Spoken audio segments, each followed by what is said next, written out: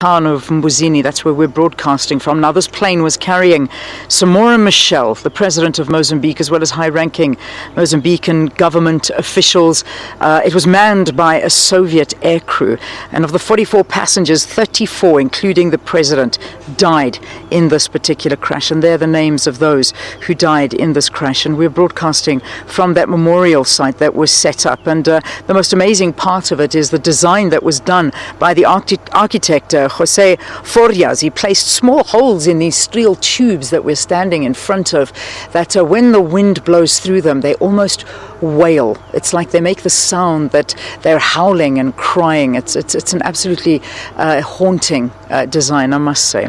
But anyway, we're here as part of the election roadshow, talking about the road to the elections here. So I suppose it's only right to now speak to the IEC and talk about the preparedness for all of this. Steve Ngwenya, IEC Mpumalanga provincial head from the Independent Electoral Commission, here to talk to us. Good to have you on the program. Welcome. Morning, Leanne. Morning to the viewers at home. Yeah. Now, your province, of course, signing the code of conduct with different political parties. How did that all go? I know it happened in all the provinces as well. Well, it has happened in all provinces. It went well. We have 34 political parties that are going to be contesting this local government election that's coming, together with about 41 independent candidates. Yeah.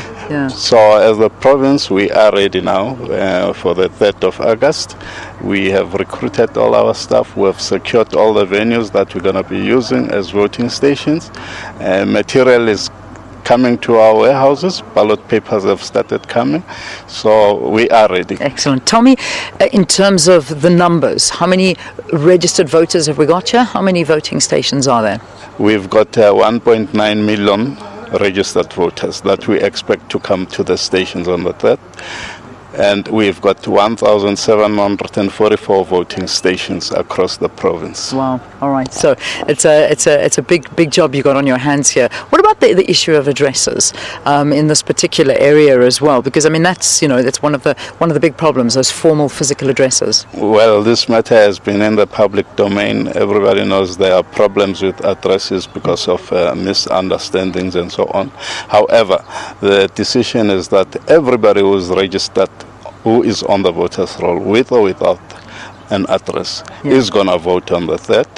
And as IEC, we will embark on a campaign to access more addresses. So we'll have a table at the voting station, a separate table. Excellent. Where once a person has voted, we will encourage them to come and give us their addresses. Yeah, that's the right way to do it. I mean, you're getting everybody down there. That's the time to get hold of them.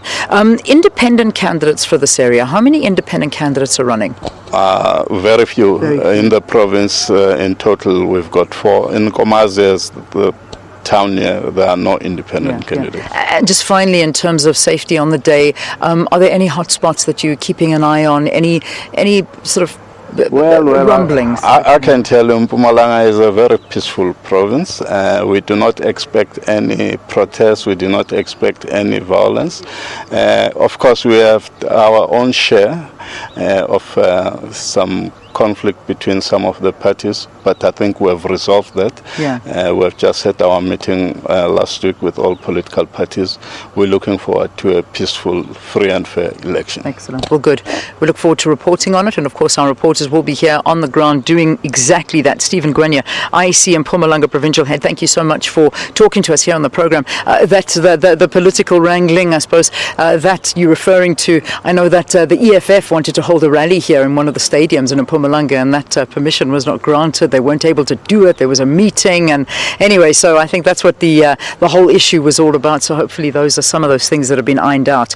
Well, one other big issue, and something that really needs to be ironed out very, very quickly, is the issue of unemployment amongst the youth. The figures that we've got suggest that there's a staggering 42% of youth unemployment in Nkomazi. So our reporter went out, filed this report. Sibongile Mkani Mpolweni put this together for us. Take a look.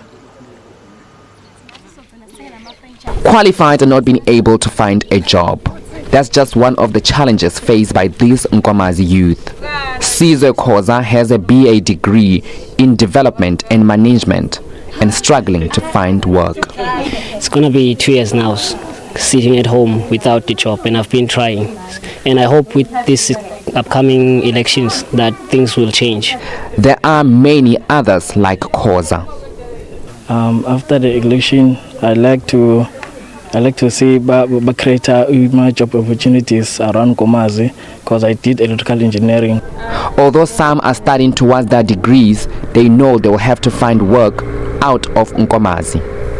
22-year-old Phumzile Nkuna is studying to be a teacher. On her final year, she dreams to work in her immediate community.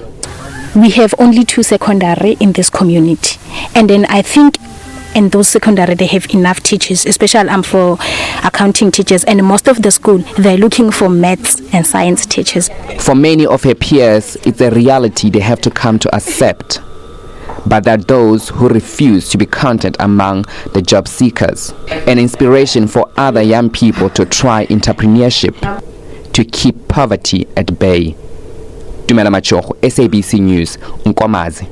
Let's now not focus necessarily on those that don't have jobs. Let's talk about those young entrepreneurs that come from this area and those that are going out there and making opportunities for themselves. So, our next guest didn't let any of these challenges in her community get in the way of her success.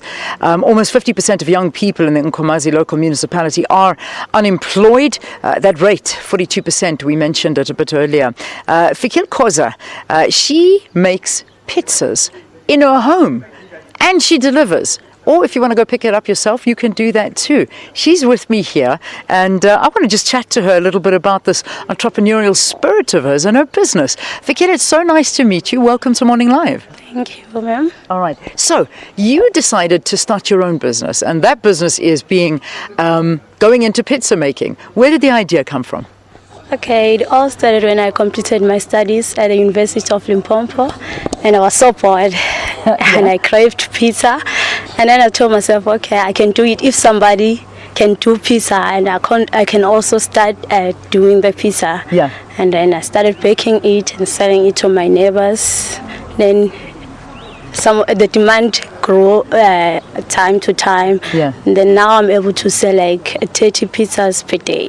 So you're selling about 30 pizzas a day. Yeah. Now, to everybody around you, is it the community or in the village? Whereabout are you selling? And for the whole Nkomazi, because people from Gamshusha, they also come here, Ngwenya, like Nas, the whole Nkomazi actually. That is amazing. So you make now. I mean, that's a lot of pizzas to be making. Do you make it in a?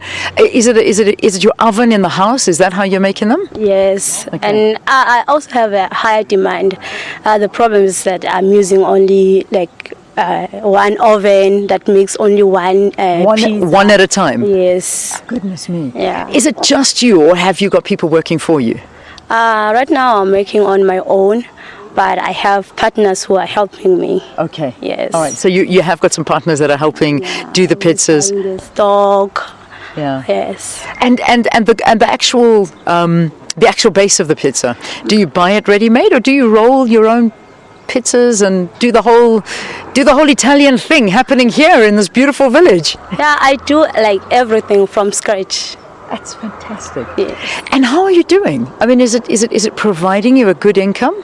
Yes, yeah, it does, cause I make like a lot of profit. Yeah. Like I buy a stock of like 600 rand, and then I'm able to get another 600 from that stock. Yeah. Has your business got a name? Yes. What's it called? Fezita. Fezita. All right, so that's the name of the business. Yes. And what is your vision for Fezita? Do you expect it to maybe one day open up a chain store? Why not? Have a whole chain of Fezitas around the country? Yes, and I also want to franchise it. Like I want to see it like provincial and national. Yeah. Yes, even in colleges and universities. Have you approached anybody for help to perhaps get funding to make it bigger, go bigger than what you are, or are you still sort of trying to learn the trade and get your mind around it? Okay, I'm still busy with the application. Like the Rural Development, Minister of Rural Development is helping me, but now they are still busy with the process. Yeah. Yes. That is fantastic. I am so proud of you. Well done. Did you bring us a pizza this morning? No pizza this morning, hey?